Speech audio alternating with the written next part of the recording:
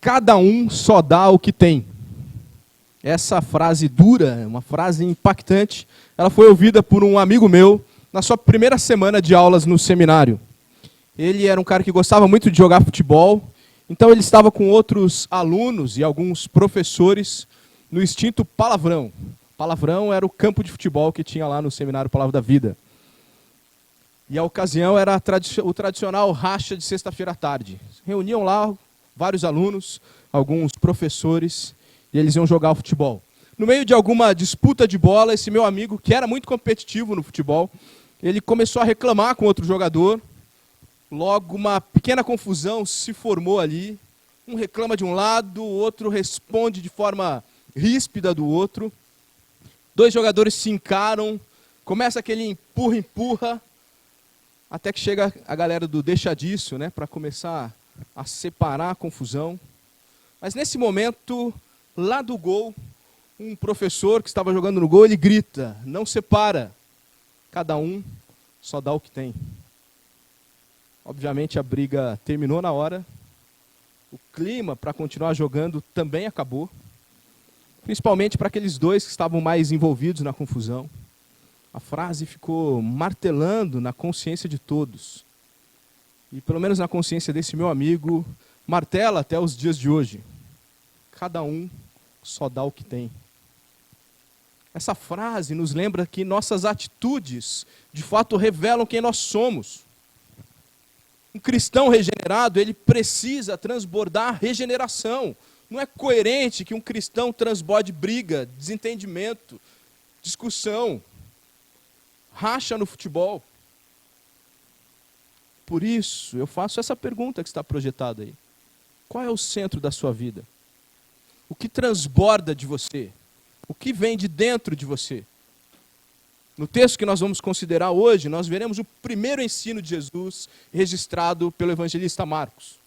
E nós veremos que desde o princípio, desde o início, Jesus transborda o evangelho. Jesus ensina que é assim também que um cristão deve viver. Fica claro qual é o centro da vida de Jesus. Fica claro qual é o centro esperado da vida de todo aquele que diz seguir a Jesus. Quem foi alcançado e transformado pelo Evangelho precisa viver o Evangelho. Precisa ter como centro da vida o Evangelho. Qual é o centro da sua vida? Abra sua Bíblia aí em Marcos capítulo 1. Vamos ler a partir do versículo 14 até o versículo 20.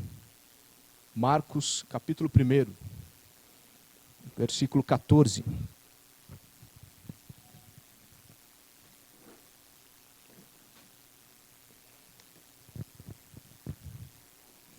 A palavra do Senhor diz assim, na versão revista e atualizada.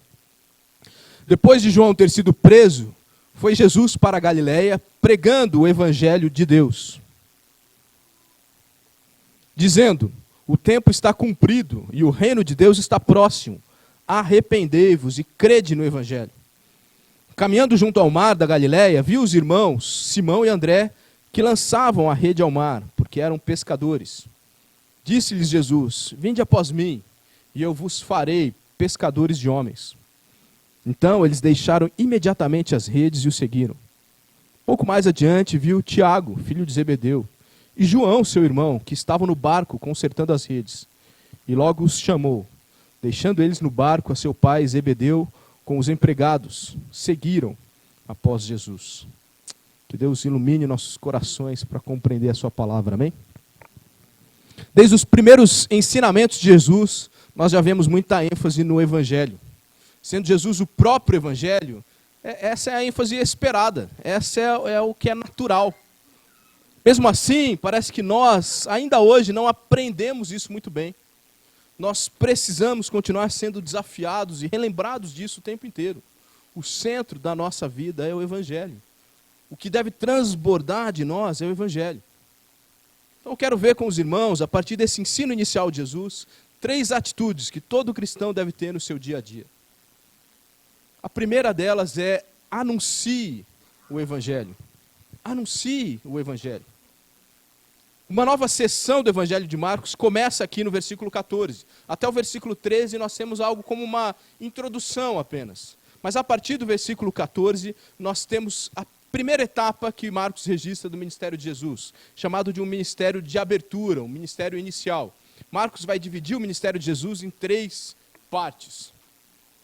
Depois dessa ênfase, nós teremos a ideia do ministério pleno, quando Jesus está no auge do seu ministério. Depois já um ministério de encerramento, onde ele é um pouco mais perseguido e abandonado por muitos. E depois, então, chegamos ao fim da história que todos nós conhecemos, a condenação, morte e ressurreição de Jesus. E aqui, nesse início dessa nova sessão, diferentemente do que nós vimos semana passada, aquele logo, aquele imediatamente, que é mais comum em Marcos, aqui o evangelista opta por uma outra preposição, depois. Depois dá um pouco mais de espaço de tempo. Um comentarista de Marcos, chamado Hendrickson, ele crê que entre o batismo de Jesus e depois a sua tentação, e esse momento aqui que Marcos está registrando, deve ter havido um intervalo de 1 ano. Lembre-se que o intervalo de tempo não é essencial para Marcos. Ele escreveu de uma forma organizando as suas ideias na sequência, mesmo que os eventos não estejam necessariamente na sequência. Mas eu não creio, sinceramente, em tanto tempo assim. Primeiro porque Mateus e Lucas também colocam esse episódio logo depois da tentação de Jesus, nos mostrando que provavelmente foi isso que aconteceu na sequência. Talvez não imediatamente, como do batismo para a tentação, mas um pouco depois. Mas talvez não seja necessário cremos em 1 ano depois.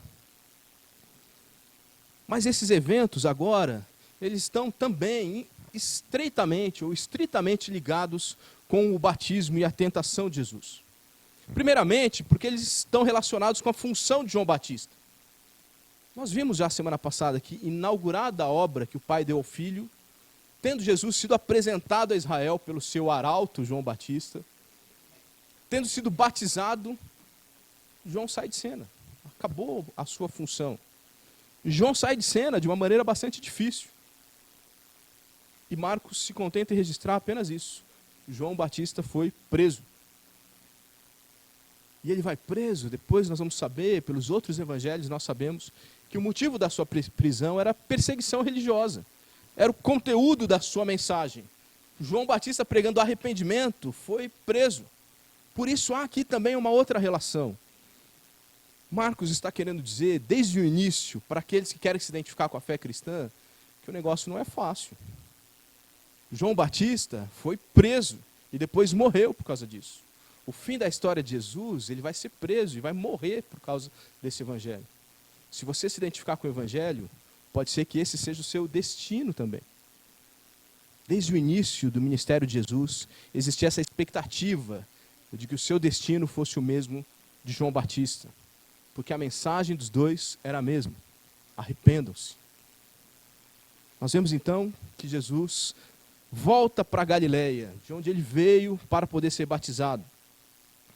Por que Jesus escolhe a Galileia? Essa é uma pergunta interessante para fazermos. Eu coloquei um mapa aqui. No mapa, nós podemos ver a Galileia ali acima, circulado ali no norte, e a Judéia abaixo, aqui no sul. A Galileia não era uma região muito bem conceituada pelos judeus aí na época de Jesus. Em primeiro lugar, porque ela era separada pela Samaria.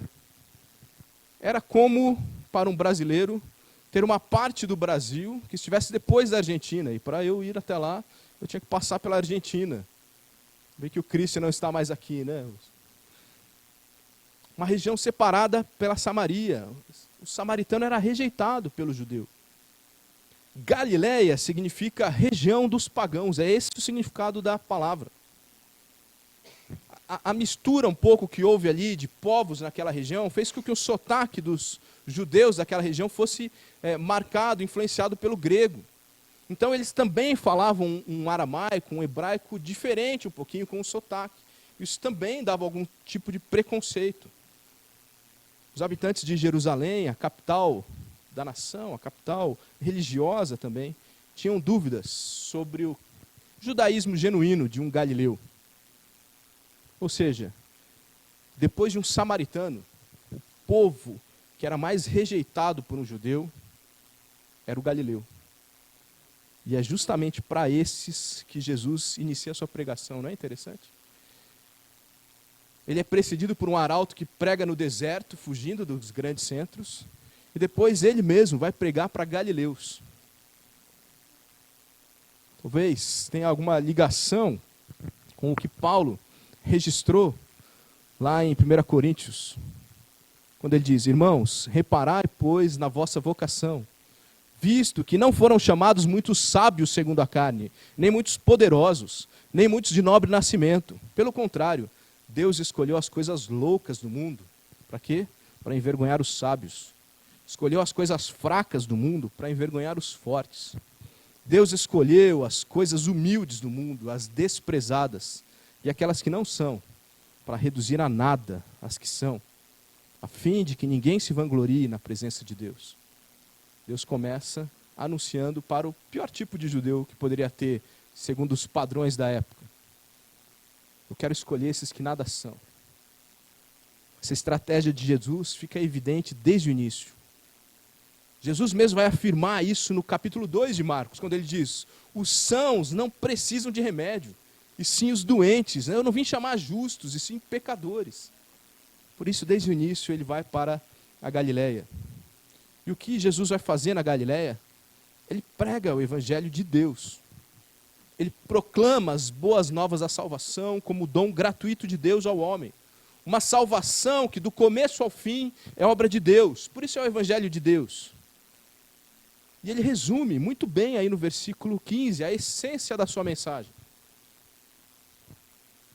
Mas é importante a gente diferenciar o evangelho de Deus do evangelho de Jesus Cristo.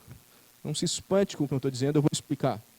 Porque a mensagem que Jesus estava proclamando, ela é completa, ela é coerente, mas com o momento em que ele estava anunciando. Mas ela não é completa e coerente com o momento em que nós vivemos hoje, com o que nós devemos anunciar hoje. Quando eu digo anuncie o evangelho, a expectativa não é que você anuncie: o tempo está cumprido, o reino de Deus está próximo. Porque esse é o evangelho de Deus. O evangelho de Jesus é um pouco diferente. Por quê? Porque o quadro total da vida de Jesus ainda não estava disponível. A proclamação do Jesus crucificado e ressurreto, que completa a mensagem do evangelho, ainda não podia acontecer, porque Jesus ainda não tinha morrido, crucificado, e não tinha ressuscitado. Mas ele prega: vai acontecer, o reino de Deus está próximo. Hoje nós anunciamos o evangelho de Jesus Cristo, que obviamente inclui o evangelho de Deus, mas acrescenta a vida, morte e ressurreição do Filho de Jesus, chamado Messias. Jesus anunciava que o Messias estava na terra. Nós anunciamos que ele voltará para essa terra. Jesus anunciava que estava chegando o tempo que havia sido profetizado pelos profetas. Nós anunciamos que esse tempo já chegou. Jesus anunciava que o reino de Deus estava próximo. Nós anunciamos: o reino de Deus já chegou. Jesus anunciava que era necessário arrependimento para ter um relacionamento com Deus. E nós continuamos anunciando: é necessário arrependimento para ter um relacionamento com Deus. Aí o grande ponto de contato, né? Jesus resumiu, ou Marcos anotou aí um excelente resumo do que era o evangelho de Deus. Como nós podemos resumir então o evangelho de Jesus Cristo? O ex-pastor Silas Campos, ele afirmou o seguinte: o evangelho é a ótima notícia de que Deus, através da morte e ressurreição de Cristo, resolveu o nosso pior problema, a morte. Venceu o nosso pior inimigo, o pecado. Essa é a essência do evangelho de Cristo que nós temos que anunciar hoje. Isso é muito. A gente pode resumir um pouquinho mais, em 10 palavras. Cristo morreu pelos nossos pecados e ressuscitou ao terceiro dia. Se ainda estiver difícil para você lembrar, em uma palavra é: arrependa-se. É isso que a gente precisa anunciar para as pessoas. Arrependam-se. Vocês estão em pecado, nós estamos em pecado. E se não houver arrependimento pela fé em Jesus Cristo, nosso destino é terrível. Arrependimento é o problema que nós devemos anunciar. Você tem anunciado o evangelho de Jesus Cristo? Você tem anunciado o evangelho que clama por arrependimento? Você tem anunciado que só pode haver arrependimento genuíno a partir da fé em Jesus Cristo. Você tem anunciado que o arrependimento só é possível porque pela morte e ressurreição de Jesus, os nossos pecados foram perdoados. E isso pavimentou um acesso para nós até Deus pela fé. Anuncie o Evangelho. Anuncie o Evangelho. Se Deus é o centro da sua vida, anuncie o Evangelho. Arrependimento envolve uma tristeza genuína pelo pecado, junto com uma resolução sincera, profunda, de romper com o passado mal. Mas arrependimento inclui tanto esse olhar para trás, quanto um olhar para frente. Porque arrependimento é experimentar uma mudança radical no coração e na vida. Uma virada completa. Por isso, aquelas pessoas que se arrependeram genuinamente, nós dizemos que elas foram convertidas. Caminhavam numa direção, agora caminham em outra. Uma pessoa demonstra que realmente aceitou uma mensagem quando ela age de forma coerente com ela. É assim que Jesus continua o seu ensino, demonstrando como nós devemos abraçar esse Evangelho, como nós devemos demonstrar que realmente nós cremos no Evangelho. A primeira lição, então, é anuncie o Evangelho. Mas junto, logo na sequência, Jesus traz essa segunda lição, que é abrace o Evangelho. Não sei se por influência do apóstolo Pedro, os primeiros convertidos que Marcos registra são o próprio Pedro e o seu irmão André. E depois, os seus grandes amigos, Tiago e João. Esses 4 passam a ser os personagens aí principais do versículo 16 até o 20. Pode ser até que outros compreenderam a mensagem antes deles. Se você lê o Evangelho de Lucas, talvez isso fique um pouco mais em aberto. Mas esses 4 certamente foram os primeiros que compreenderam que seguir o Evangelho não é uma questão apenas de asseveração. Eu entendi, eu confessei. Não é apenas uma questão de compreensão intelectual. Eu entendi o que é essa mensagem. Seguir o Evangelho é abraçá-lo, envolve muito mais. E aqui nesses versículos 16 a 20, nós podemos ver pelo menos 3 áreas que envolve abraçar o Evangelho. Abraçar o Evangelho é ter, certamente, salvação eterna. Porque quem pela fé responde ao chamado do Evangelho, passou da morte para a vida. Já não há mais julgamento para esse, é o que diz lá João 5,24. Isso é um fato. Isso ocorre quando o chamado de Cristo vem até você, porque o chamado de Cristo é soberano. Jesus olhou para esses homens, os chamou e eles responderam. Não há argumentação. Jesus não tenta convencê-los. Não havia uma música de fundo. Não havia nenhum tipo de sentimentalismo. Jesus chamou e eles obedeceram. Porque quando Deus chama, quem crê no Evangelho simplesmente responde, obedece. Isso é abraçar o Evangelho. O chamado de Cristo, ele é direto, imperativo, soberano. Jesus não deu explicações, não ofereceu vantagens. Simplesmente os chamou para que eles tivessem vida eterna. E naquele momento, eles tiveram a vida eterna, a partir daquele momento. Da mesma forma acontece com cada convertido ao longo da história. Chamados pelo convencimento do Espírito Santo, passam a ser herdeiros da vida eterna e abraçaram a eternidade. Mas isso é muito fácil. Essa é a parte do Evangelho que todo mundo quer. Abraçar a eternidade. Saber que eu não vou morrer mais. Saber que um dia eu tenho esperança de que não vai haver mais sofrimento, doença, problemas, dor de cabeça, desentendimentos familiares, falta de dinheiro. Essa parte do Evangelho é o que todo mundo gosta. Mas abraçar o Evangelho não termina aí. Porque abraçar o Evangelho também é viver o discipulado. Sua convicção inicial é suficiente para a sua salvação, eu não tenho dúvida disso. Mas não é desejo de Deus que os convertidos vivam da forma que quiserem. É necessário que vivam uma vida digna, como diz, por exemplo, Efésios 4, versículo 1. Para viver uma vida digna é necessário conhecer a Deus. Você precisa conhecer a Deus cada dia mais, você precisa se aprofundar no relacionamento com Ele. E eu tenho martelado isso várias vezes aqui. Muita gente tem feito coisas que Deus nunca pediu, em troca de coisas que Deus nunca prometeu.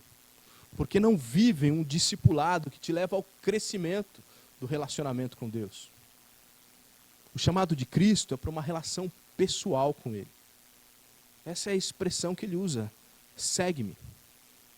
Marcos vai repetir isso pelo menos outras 3 vezes no Evangelho. Segue-me. Anda comigo. Não é vamos andar juntos. É você anda comigo. É esse o chamado de Jesus. Segue-me. Jesus não chamou esses homens prioritariamente para que eles fizessem um trabalho, mas para que eles tivessem um relacionamento. E é assim que Deus continua chamando cada um de nós, para um relacionamento. E para isso Ele tem preparado alguns auxílios. Aqueles homens caminharam alguns anos, cerca de 3 anos, talvez um pouco mais, pessoalmente com Jesus. Ouviram, fizeram refeições com Ele, ouviram Ele ensinando, viram o que Ele fazia. Nós não temos esse privilégio, mas nós temos outros grandes privilégios. Nós temos o Espírito Santo de Deus que vive em nós, nos convence da justiça, do juízo, do pecado. Nós temos a Bíblia, que é a revelação da vontade de Deus para nós. Nós temos a igreja, para cuidarmos uns dos outros. Viver tudo isso é viver uma vida de discípulo. Auxiliar novos na fé, para que eles amadureçam. Enquanto você mesmo está num processo de crescimento. Isso é praticar o discipulado. Ter relacionamentos cristãos intencionais. Isso é o discipulado. Notem que a resposta desses homens para o segue-me é imediata. A Bíblia não registra o que eles disseram, mas nós sabemos o que eles fizeram. Na igreja, há muito mais gente disposta a dizer do que a fazer. Há muito mais gente disposta a chorar do que a trabalhar. Há muito mais gente disposta a reclamar do que fazer o outro crescer. Falta mais discípulos na igreja de Cristo. Diferente desses 4 homens, muitos hoje alegam não estarem prontos. Mas eu preciso pensar, pastor, esse é um compromisso que eu ainda não sei. Alegam que não tem tempo. Muitas desculpas. Mas o que nós vemos nesses 4 homens é que eles deixaram o que eles faziam e consideraram que andar com Cristo era prioridade. Será que hoje a nossa prioridade é ser discípulo e fazer discípulo? Eu acredito que não. Mas deveria ser. Essa não é uma dinâmica opcional para a vida do convertido. Ela está incluída ao abraçar o Evangelho. Viva uma vida de discipulado, crescendo no conhecimento de Deus, ajudando outros a crescerem no conhecimento de Deus. Isso é abraçar o Evangelho. E abraçar o Evangelho também é assumir o ministério da palavra.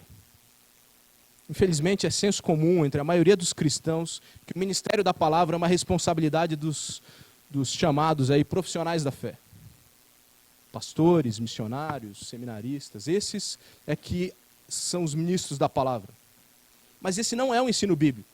Ainda que eu creia que a Bíblia realmente ensina que Deus tem vocacionado, separado alguns para que vivam do Evangelho, 1 Coríntios 9,14. Que eu creio que a Bíblia ensina que a liderança eclesiástica não é para todos, é uma vocação específica. Mas certamente a Bíblia também ensina que anunciar a salvação é responsabilidade de todos os convertidos. Todo cristão precisa fazer isso, desde o primeiro dia. Todo convertido recebeu no pacote essa missão. Faça outros discípulos de Jesus. Mateus 28, 18 a 20. Isso também não é opcional para o convertido. Isso não significa que Deus vai nos entregar a nossa própria sorte nesse processo, nessa caminhada.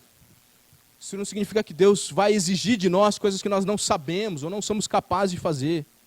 Quando Jesus chama os 4 homens, ele diz que que eles sejam pescadores de homens. É importante a gente entender que esse verbo está no futuro. Porque eles aprenderiam como ser pescadores de homens. Nesse processo, obviamente, eles cometeriam erros, como a gente sabe que cometeram. Teriam lições formais, informais, fariam estágios, seriam avaliados, teria todo um processo, mas eles nunca mais deixariam de ser pescadores de homens, porque essa é a responsabilidade de todo cristão. Anunciadores da palavra, testemunhas do evangelho. Essa é uma realidade para cada um de nós. O que eu estou defendendo aqui, meus irmãos, é que quem afirma seguir o evangelho e tem esperança de viver com Deus eternamente no paraíso, mas não discipula ninguém, não anuncia o evangelho para ninguém, está errado. Não abraçou o evangelho de fato, não está sendo cristão direito. Você não foi salvo simplesmente para garantir a sua vida eterna. Você foi salvo para ser um discípulo e fazer discípulos. Se você não está fazendo isso, você está desobedecendo a Deus. Não há opção. Pedro, André, Tiago e João compreenderam isso muito bem. Viveram com esperança de vida eterna, mas largaram tudo para priorizar seguir a Cristo. Foram proclamadores do evangelho até a morte. E é assim que Deus deseja que seja com cada um de nós. Não significa que todos nós seremos pastores, missionários, apóstolos, sei lá. Vamos falar um pouquinho melhor disso a seguir. Mas significa que nós devemos desfrutar das bênçãos que a certeza da salvação eterna já nos traz hoje, vivendo como verdadeiros discípulos e fazendo novos discípulos. Claro que isso não é fácil. Não é algo que você vai poder fazer no seu tempo livre. Na verdade, você nem tem tempo livre. Mas abraçar o evangelho envolve um custo. Há um preço a ser pago para você genuinamente poder abraçar o evangelho. E essa é a terceira lição para nós nessa noite. Assuma o custo do evangelho. Assuma o custo do evangelho. Em todo esse trecho que nós estamos estudando hoje, é essa grande lição para nós. Ainda que nós não assumimos nenhum preço da nossa salvação, isso significa que não há nada que você possa fazer para merecer a salvação, para tornar Deus devedor seu. Você nunca vai merecer a salvação. Isso seria pagar um preço pela salvação. Esse preço foi pago por Jesus Cristo. Mas há uma maneira coerente de viver diante da fé no Evangelho. Há consequências que sobrevirão sobre todo aquele que quiser viver de acordo com o Evangelho. Esse é o custo do Evangelho. Paulo escreve isso com todas as letras quando exorta Timóteo em sua última epístola. Ora, todos quantos querem viver piedosamente em Cristo Jesus serão perseguidos. É o custo do Evangelho. Custo não é uma opção na vida cristã, é uma certeza. Isso não acontece simplesmente. Isso acontece, sabe por quê? Porque o Evangelho é contra a cultura. Viver o Evangelho nos leva a viver uma vida na contramão, porque esse mundo jaz no maligno, esse mundo não está seguindo a Deus. E quem segue a Deus vive na contramão. Por que não há comunhão entre o cristão e o incrédulo? Porque cristão e incrédulo pensa diferente, vive diferente, fala diferente, reage diferente, deseja coisas diferentes, está indo para lugares diferentes. Isso vai trazer rejeição, isso vai trazer perseguição. Mas ainda assim, o cristão insiste nesse relacionamento com o incrédulo. Para quê? Para demonstrar o amor de Deus. Enquanto vai receber de volta mais rejeição, mais perseguição, mais ridicularização, mais ódio. E o cristão faz o quê? Continua amando. Porque esse é o custo que nós temos que assumir. Amar não é aceitar tudo, concordar com tudo. Quem é pai, um pouco mais experiente, pai ou mãe, já sabe disso. Se você é um pai ou mãe muito novo, aprenda isso já de cara. Porque se você permitir tudo achando que está amando, você está prejudicando, na verdade. Isso fica claro no primeiro exemplo de preço a ser pago que nós temos nesse parágrafo. De alguma forma, rapidamente, nós já consideramos. João Batista foi preso porque demonstrou amor pelas pessoas. Muda o seu comportamento, senão você vai morrer. Muda o seu comportamento, porque isso não agrada a Deus.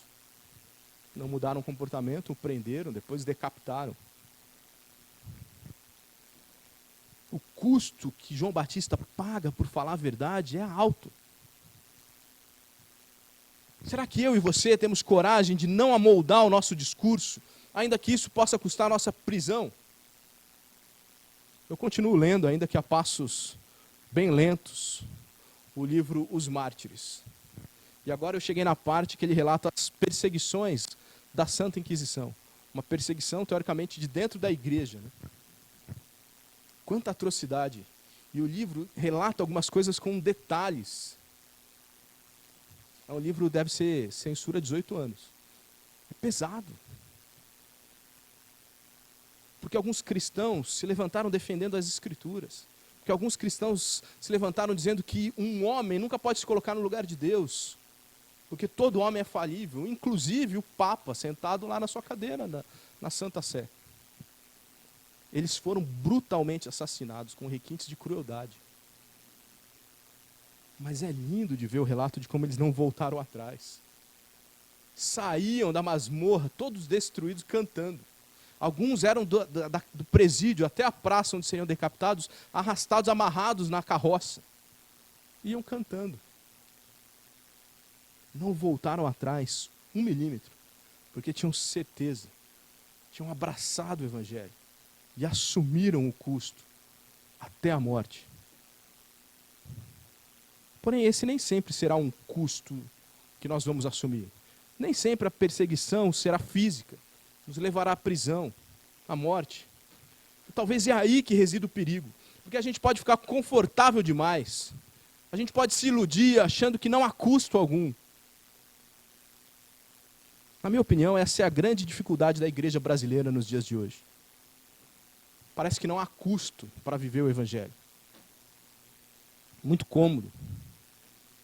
Sabe o que eu oro? Sabe o que eu clamo a Deus? Que Ele dê uma peneirada na igreja brasileira. Para que fique aqueles que sabem que há um custo a ser assumido. No chamado de Pedro, André, Tiago e João, nós temos 2 exigências de Jesus. E essas exigências apontam para o custo de viver o Evangelho.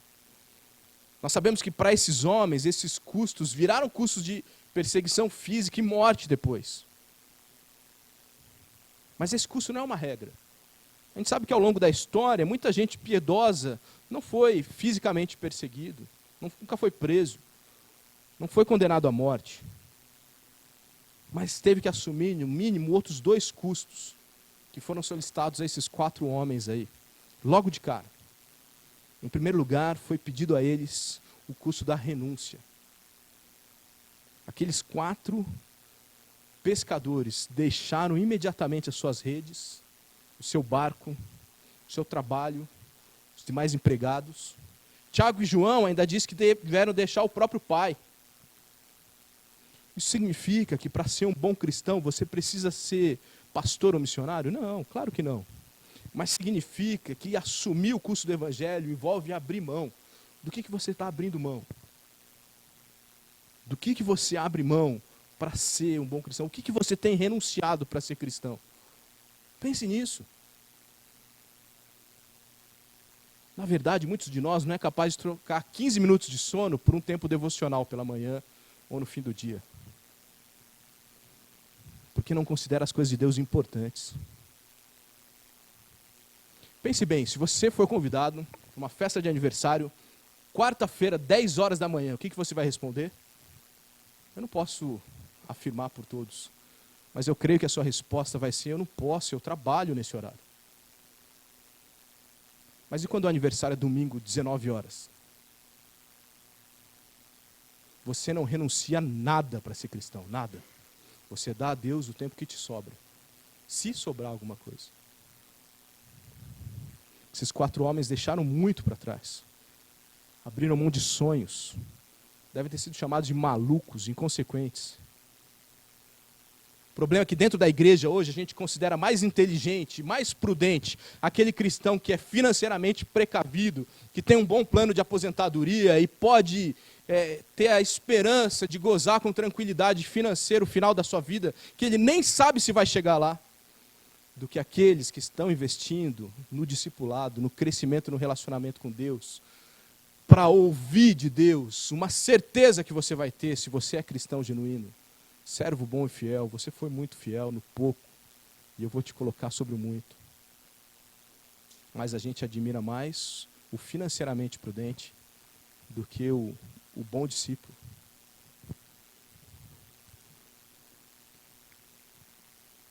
Não sei se você deve deixar a sua profissão. Não sei se esse é um custo do evangelho que Deus vai exigir de você. Eu acho que mais provavelmente não. Porque Deus tem intencionalmente nos espalhado em diversos lugares da cidade. Se todos nós fôssemos pastores da igreja, nós não teríamos tanto acesso quanto nós sendo professores, estudantes, chefes, empregados em diversos lugares aí, morando em diversos bairros.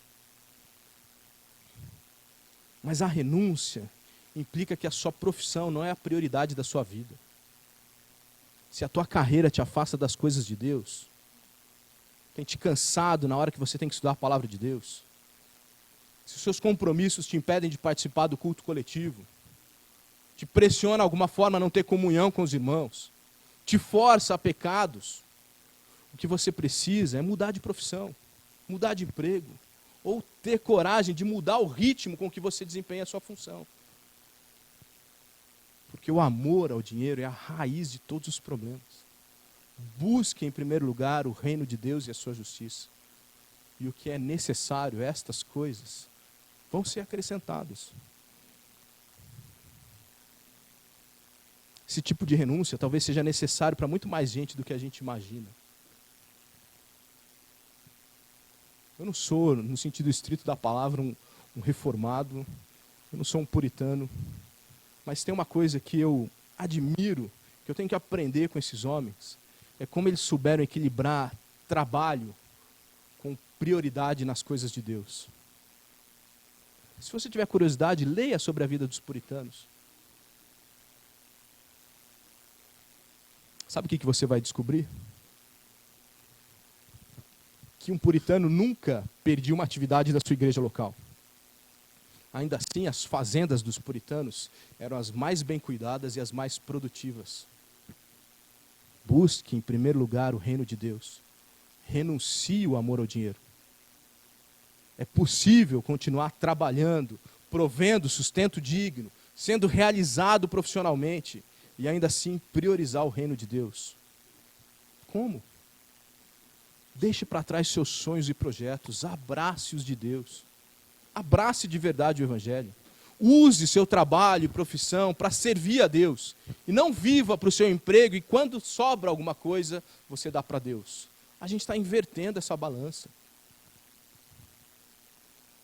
Nós temos que pagar o preço da renúncia. Assuma o custo.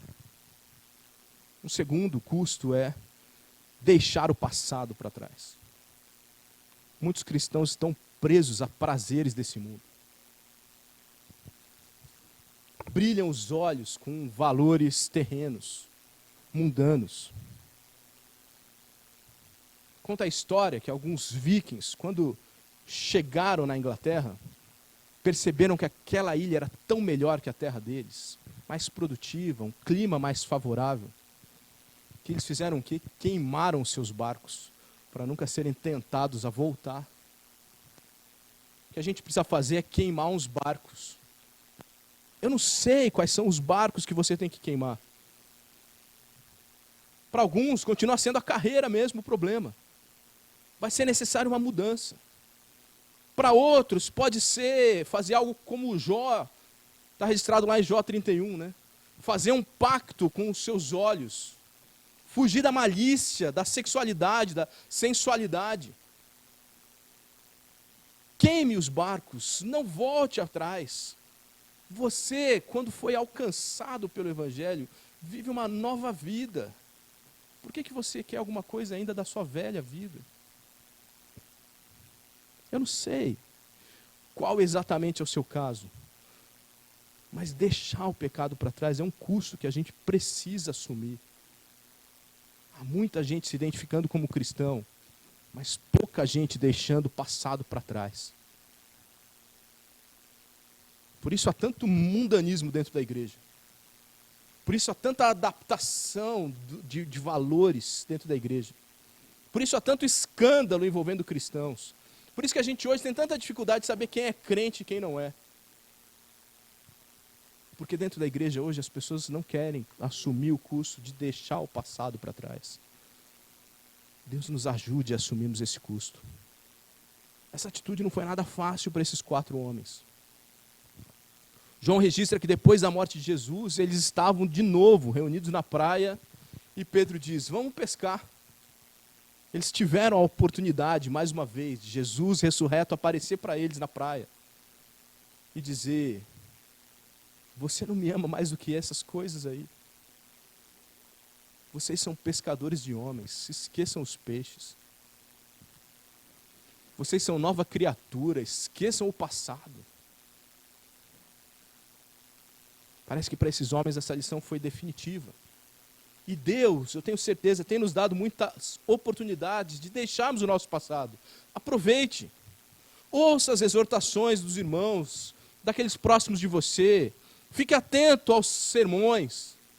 Fique atento aos ensinamentos das Escrituras. Deixe o seu passado pecador e se renove. Não tome decisões aqui no domingo à noite, enquanto a gente está no momento da pregação, e vá embora e deixe suas decisões aqui. Deixe o seu passado para trás, mude, se revista do novo. Esses 2 são custos considerados menores, mas ainda assim, parece que há pouquíssima gente disposta a assumir a renúncia e o deixar para trás. Há quem afirme que morreria pelo evangelho, mas essa mesma pessoa não está disposta a trocar o futebol pelo culto. Será que morreria mesmo? Como você tem assumido o custo de viver o evangelho? O evangelho é uma prioridade na sua vida?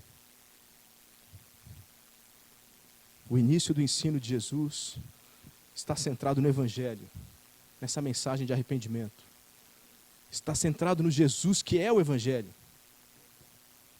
Ele anunciou esse evangelho com palavras e com atitudes. Nós devemos anunciar o evangelho com palavras e com atitudes. Ele ensinou que nós devemos abraçar o evangelho como nosso estilo de vida. Seguir o evangelho numa vida de discipulado. Não há opção de não assumir o custo desse evangelho. Por isso, minha pergunta final é, há alguma forma de alegrarmos Deus? Há alguma forma de alegrarmos Deus? Eu creio que há muitas formas de alegrarmos Deus, mas todas elas passam pela obediência. E hoje nós vemos 3 atitudes que nós devemos obedecer. Anuncie o evangelho, abrace o evangelho e assuma o custo do evangelho. Se nós formos anunciadores do evangelho, o abraçando com todas as suas implicações, assumindo o custo de vivermos uma vida coerente com esse evangelho que a gente diz acreditar, isso certamente vai alegrar o nosso Deus. Jesus mesmo disse que nós seremos seus amigos quando nós fizermos o que Ele manda. Por isso eu quero encerrar com uma canção aqui. A palavra do Senhor é séria, viver o evangelho é sério, não é brincadeira. É duro para mim também. Talvez seja mais duro para mim do que para vocês, porque eu tenho que ensinar aqui coisas que eu também sozinho não sou capaz de fazer. Mas o Espírito Santo de Deus nos capacita para que a nossa vida cante a Deus, para que a nossa vida seja um testemunho vivo. Não seja um cristão morno. A gente já sabe o que Deus faz com o crente morno, Ele vomita. Assuma um compromisso verdadeiro. Viva uma vida plena na presença de Deus. Você não vai embora. Não dá para ficar em cima do muro. É muito sério. Não se engane. Anuncie o evangelho. Abrace o evangelho. assuma o curso desse evangelho, para a honra e glória de Deus, para a salvação da minha e da sua alma, eternamente, para o crescimento da igreja de Cristo. Amém. Vou pedir para os adolescentes virem aqui à frente.